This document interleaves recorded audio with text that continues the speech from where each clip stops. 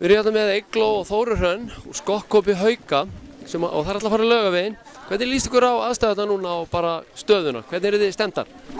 Bara mjög vel, okkur líst mjög vel á þetta. Þetta er fyrsta skiptið okkur báðum. Og við ákváðum þetta bara rétt fyrir áramótin. Hvað er þetta nýjasta? Jú, nýjasta. Og bara, já, það leggst vel í okkur. Hvernig eru þið búin að undirbúa ykkur? Nógu fullt af hlaupum, löng hlaup og stutthlaup og brekkuhlaup? Erum við ekki búin að vera þreyttar svo því í vor? Nei, þetta er búin að vera mjög gaman. Við byrjum að æfa bara í lok mars, við erum búin að æfa alveg í 16 vikur. Og það er góð að vita það, við erum búin að fara í Snæfellsjökulsárhlaupi á þessu æfingatímabili, hálfmaraþoni í miðnæturhlaupinu, hálfmaraþoni hérna í vormaraþoni, ásamt náttúrulega fullt af nýjum og skemmtilegum leiðum í nágrenni Hafnarfjarðar. Í Haumörkinni, Hvalfjarðarvatni og alls staðar þar. Síðan má líka segja að þetta er mjög góður hópur hjá Haukunum. Við erum bara góða fyrirliða sem að hjálpa okkur og leiðbeina okkur með gott plan. Og eins og sagt að þú ferð eftir planið þá ætti að meika þetta.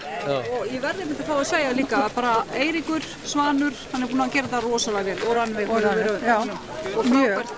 Og auðvitað náttúrulega, ég var aldrei að gera þetta einn. Það er alveg á hreinu. Og veðrið er náttúrulega alveg æði núna. Ekki á mikil sól. Hvernig hérna, á hvað stefnið þið? Tíma?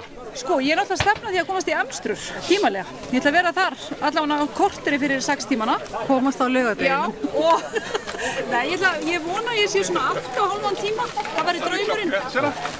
En fyrst og fremst er bara að vera góð, bara hafa gaman og njóta leiðarna. Ég vil halda rosalega.